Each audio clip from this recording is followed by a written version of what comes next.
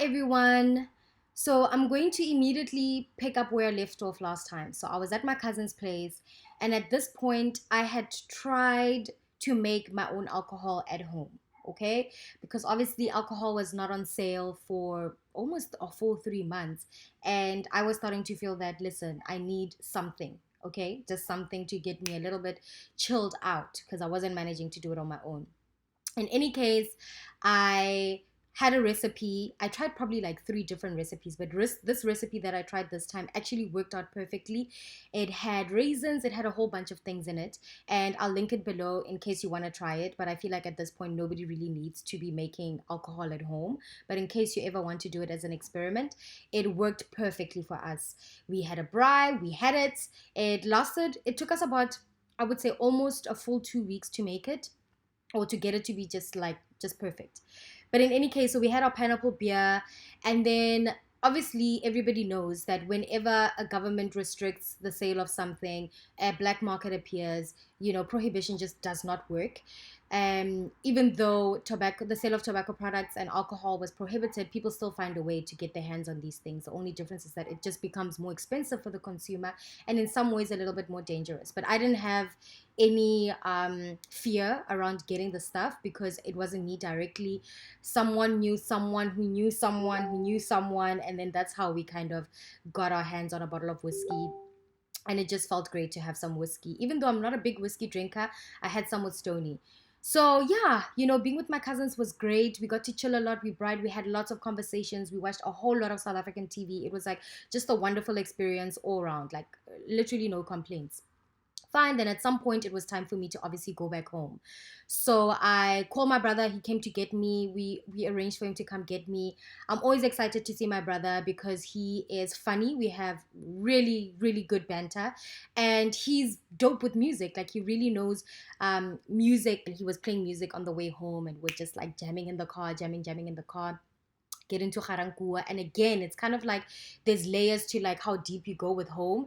At first it's like, okay, arriving into the country, you feel so proud, happy, emotional, and then arriving to see all your friends, emotional, exciting, and then going home. Like for me, home is Garankua. It just always feels so amazing to arrive, and also the music we were listening to was just like adding the perfect atmosphere. So we got home, and this was Wednesday. On Wednesday evening, I got an email from a friend of mine who I had spoken to before, who had told me, like, listen, there's actually flights leaving. You just have to register to find out about them. So she forwarded me the email, and I got so lucky because there was a flight leaving that Friday. And at the time, I just felt like, oh my gosh, I don't think this is going to actually work out for me. And because I had also kind of resigned myself to the fact that I'm probably going to have to stay in South Africa and figure a new plan out moving forward. But when I saw that email, a little glimmer of hope kind of appeared. And I thought to myself, okay, you know what? Let me just try. It couldn't hurt to try. So I clicked on the links, and then I went on Twitter, and I saw that, okay, there's some seats available on the flight. So I thought, all right, great. I'm going to give this a shot. So I sat down and I did everything that was required. First thing, you have to register on the SAA Repatriation site. I didn't even know that SAA had this, but I guess it's something new that came up out of COVID-19. So I went on there, I registered my details, just really name, surname, passport. And then you get like a code that they give you. So I thought immediately after doing that, that means that you're basically applying to be on the flight. No. There's a couple of other steps left. So after you register, you get like a code that they give you, the same as if you were booking something, like booking a flight. So you keep that code. And then after that, you have to write to Department of Home Affairs to ask them for permission to travel. So obviously this was before level 3. Right now, I don't think you need permission from Department of Home Affairs. I'm not sure though. You obviously have to find out for yourself. But at the time when I flew, which was like before the 31st of May, before the 1st of June, this was the process I had to do. So I wrote to Department of Home Affairs. And the thing is, my past experiences and the stories I hear about Department of Home Affairs is always that it's going to be a headache to deal with them. I will say though, that the last 2 times that I dealt with them for my passport and for my ID, my smart ID, it actually went very quick. I did not spend more than 2 hours in Department of Home Affairs, and it was actually swift. So yeah, I didn't know what experience I was gonna get. So I contacted them, I emailed them, and I attached everything that was required. So number one, they needed passport, um, proof of admissibility, which is basically your visa, if you're a student, your F1 visa, and also your I-20. And then the proof of the way that you're going to travel. Are you cruising out of here? Are you flying out of here? If so, when is it leaving, your departure date, etc. They need all that information. So obviously, because I'm a little bit extra, I added like a letter. I added everything that I thought could help me to get on that flight. I added. Okay, so I had a letter from my dean who knew the situation and was like, I got you. And she wrote me like a great letter that was like, listen, this person needs to come back for this reason. And so, yeah, that worked out for me in the sense that I had a letter at the time of sending the email. But now the issue was that it was already Wednesday night and the flight was leaving on Friday. So I had no idea if any of this was going to work out, if they were going to see my email in time, what was going to happen. Fine, so I just decided to, that night, I switched into like another gear. There's like a gear that I have where when I'm trying to get stuff done properly and to have the outcome I want, I just go into this gear, you know? Even when I'm super exhausted, I'm able to get to this gear. So I decided, okay, sharp. I'm gonna prepare all the phone numbers, emails, Twitter handles, Instagram, everything that I need to prepare to get in touch with all the different departments. I'm gonna do that so that in the morning when I wake up, I can hit the ground running. So I probably went to bed at like 1 a.m. I had all my list of people that I was going to contact and departments. And then in the morning, like from, I would say 5 a.m., 6 a.m., I started contacting people on Twitter, DMing, guys, DMing, Instagram, DMing, emailing. And then as soon as 8 o'clock came, I started making my phone calls to DIRCO, which is Department of International Relation and Cooperation. Contacted them, contacted Department of Home Affairs. Oh my gosh, English. And so then I had a list of numbers and emails to send. And I'm not exaggerating when I said I probably made over like 50 phone calls and I probably sent over 23 different emails and DMs. And then at this point, as I had been doing this throughout the day, I wasn't really hearing back from anyone and I was starting to get stressed. It was about 2 o'clock, 3 o'clock, and I still wasn't getting any response. And the issue was that because the flight was on Friday, which at this point was the next day, I had to make sure that I got a response before 5 p.m. because then that means I don't get on the flight. So I started DMing again, asking, hey, did you see my message? Da da da. And then by sheer luck, somebody contacted me on another SAA Twitter that wasn't the main one, and they gave me like phone numbers and emails to send emails to, email addresses to send emails to, and then they also gave me a specific person to contact. I'll call this person Kaya, Kanya or Kaya, because I didn't ask for their permission, so I'm making up the name as I go along. Okay, so we call this person Kanya. So fine, I emailed Kanya directly, hey, listen, this is my situation. And he responded within 20 minutes. That was already a good sign. They like, listen, I want to help you, but I can't help you because we need to get confirmation first from Department of Home Affairs. So I was like, okay, great. I'm just going to wait for that email and I'll forward it to this person, to Kanya, once I get it. Cool. I decided that I was going to call every Department of Home Affairs department phone number that exists on all the websites.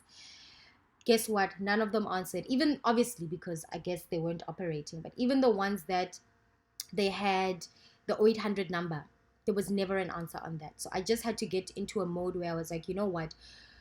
I have to operate as if I'm getting on that flight. So instead of like stressing out about the flight and trying to harass people on the phone, let me trust that I've done everything that I need to do and that it's going to work out.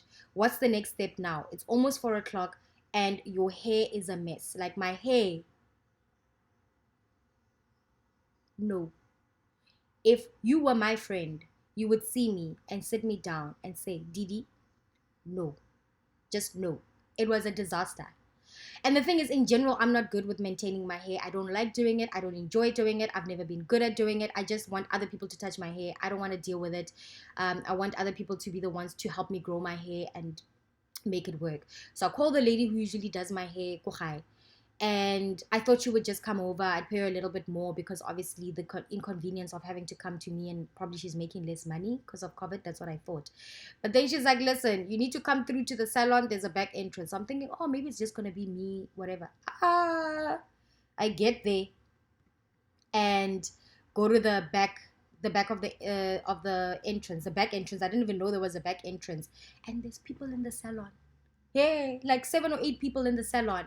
So I'm like, okay, this is very interesting. But again, as usual, there's many South Africans within South Africa. Like when you're in the burbs, you have a different experience, and it also depends on which suburb you're in, which province. And when you're in the hood, it also depends on the hood, but it's also a different experience. So I got in, I had my mask and my sanitizer. I was like, I don't care where I am, I don't care if I get mocked. I am wearing my mask and I'm using my sanitizer, especially at the salon, because obviously at the salon, as they're doing your hair, like washing your hair, you know, somebody's talking at you, so you're just collecting these particles, and even just the nature of hair salons is that you're there, you're chatting, you're catching up, it's just you're talking a lot, so I just thought it didn't make sense not to have your mask on. So in any case, I kept my mask on. Some people didn't have their masks on, and I was just completely just like, I don't get it. But I also get that people are like, it's not that serious, and there's distance between us, and it happens everywhere, even here in New York. I'll tell you those stories another time. Just shocking.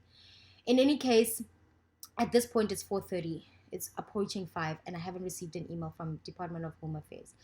So I'm like, you know what? What is mine, and will come through regardless. So I just continue. I just decide to drop it and see what happens. A few minutes before 5, I get an email from Department of Home Affairs, and they approved me to travel. I could not believe it. I felt like I won the lotto. I immediately sent that email to Kanya. Kanya calls me. It's like, I don't know how you did it, but you did it. There's still people who have applied a long time ago who still haven't received approval, maybe because their documents were not right, but for some reason you got approved very quickly. I have never seen somebody get approved this quickly. So I guess your God is a very strong God. I'm like, listen, what's yours is yours and can never be taken away from you, okay? That's my belief. Fine. So I was on the phone with him, and now we had to figure out the payment. You see now, this is the part that I left out. The price of the ticket coming back to New York, because obviously it's a chartered flight. It's not like a regular flight.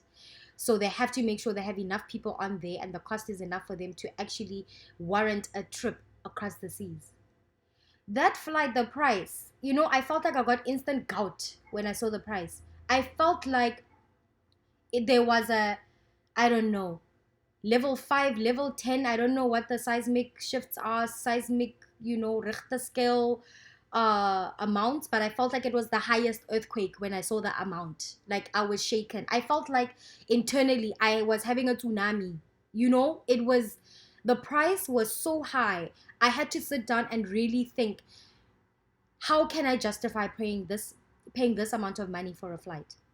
Because it cost basically 3 times the amount of a return flight, just to go one way, and for business class was the same. So I was thinking, when I was looking at the price, I'm like, whoever is able to afford this is people who are living very comfortably, okay? Because they even said on the website that you are not going to get business class service. You're literally paying for a reclining seat. That's all you're paying for. Because usually in business class, obviously they get like, white glove service, champagne, welcome. There was none of that.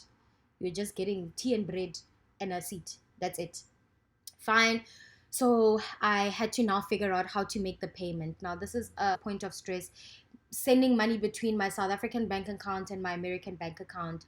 Yes, there are services that I use, but they all take at least a day, 2 days, 3 days, business days, by the way, to clear the payments. And yes, I know you have things like Western Union, etc., where you can send money to someone. But the issue with that is that during COVID, you obviously there's more steps before you can get there, and it also had to be before the closing time, so that was not going to work out for me. So in the end, after a big headache, and I'm not exaggerating when I say a big headache, I managed to scrape my coins together in a matter of 2 hours and sent it through. Thank goodness I had like 2 part-time jobs that I had in New York before coming back to South Africa, where I was able to like save all the money that was coming in from there. And lucky for me, they kept paying us even after COVID.